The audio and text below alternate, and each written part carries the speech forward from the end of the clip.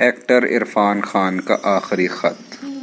اس بات کو اب کافی وقت ہو گیا کہ مجھے بہت high grade neuroendocrine cancer تشخیص ہوا۔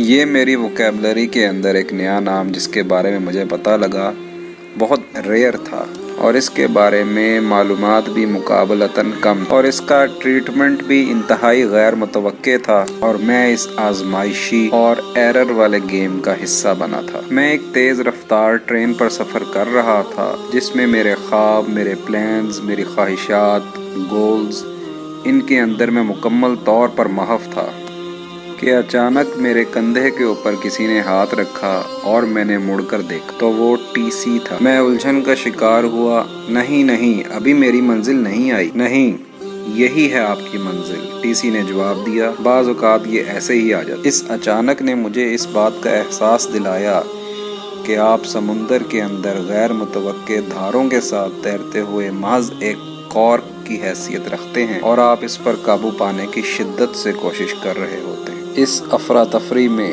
حیرت زدہ، خوف زدہ اور خوف و ہراس میں، جبکہ خوفناک ہسپتال کے دورے پر میں نے اپنے بیٹے سے بات کی۔ اس صورتحال کے اندر میں اپنے آپ سے صرف اس بات کی امید رکھتا ہوں کہ مجھے موجودہ حالت میں اس بحران کا سامنا نہ کرنا پڑے۔ مجھے اپنے پیروں کی اشد ضرورت ہے۔ خوف اور گھبراہٹ مجھ پر غالب نہ آ جائے اور مجھے دکھی کریں، یہی میرا ارادہ تھا۔ اور پھر پین نے ہٹ کیا، اور اس کی نوعیت اور اس کی شدت کا پتہ چل رہا ہے۔ کوئی چیز کام نہیں کر رہی، کوئی تسلی نہیں، کوئی موٹیویشن کام نہیں کر رہی۔ جب میں ہسپتال میں داخل ہو رہا تھا، سوکھا ہوا، تھکا ہوا، بے نام سا، مجھے شاید ہی اس بات کا احساس ہوا کہ میرا ہسپتال لارڈز اسٹیڈیم کی مخالف سمت میں تھا، میرے بچپن کے خواب کا مکہ۔ درد کے درمیان میں نے ویوین ریچرڈز کا مسکراتا ہوا پوسٹر دیکھا۔ کچھ بھی نہ ہوا، گویا کہ یہ دنیا کبھی میری تھی ہی نہیں۔ اس ہسپتال میں میرے اوپر ایک کوما وارڈ بھی تھا۔ ایک مرتبہ جب میں اپنے ہسپتال کے کمرے کی بالکنی پر کھڑا تھا تو حیرت نے مجھے جھٹکا دیا۔ زندگی اور موت کے کھیل کے درمیان محض ایک سڑک ہے، ایک طرف یہ ہسپتال اور دوسری طرف اسٹیڈیم۔ گویا کوئی بھی ایسی کسی چیز کا حصہ نہیں ہے جس کے بارے میں یقین کی بات کی جا سکتی ہے، نہ ہی ہسپتال اور نہ ہی اسٹیڈیم۔ اس بات نے مجھے بہت گہرا اثر دیا۔ کائنات کی بے پناہ طاقت اور ذہانت کے اس بے حد اثر سے میں رہ گیا تھا۔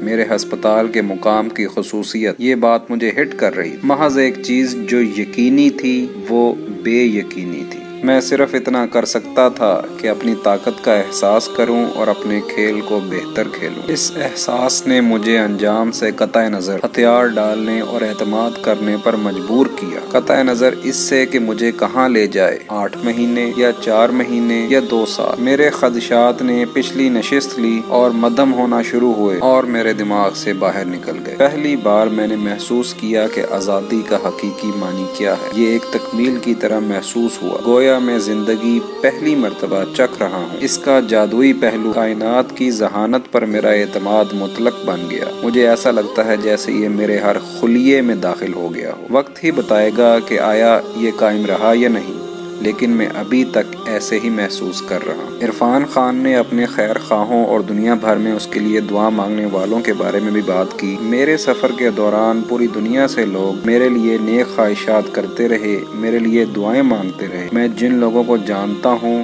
جن لوگوں کو میں جانتا بھی نہیں ہوں، وہ مختلف مقامات، مختلف ٹائم زون سے میرے لیے دعا کر رہے، اور مجھے لگتا ہے کہ ان سب کی دعائیں ایک ہو جاتی ہیں ایک بڑی طاقت کی طرح، کرنٹ کی ایک طاقت کی طرح، جو میری ریڑھ کی ہڈی کے اختتام پر میرے اندر آ گئی اور میرے سر کے تاج سے انکرن ہو گئی۔ ایسا ہوتا ہے کبھی کبھی، ایک کلی، پتی، ایک ٹہنی، ایک شاخ، میں اس کو محسوس کرتا رہتا ہوں اور دیکھتا رہتا ہوں۔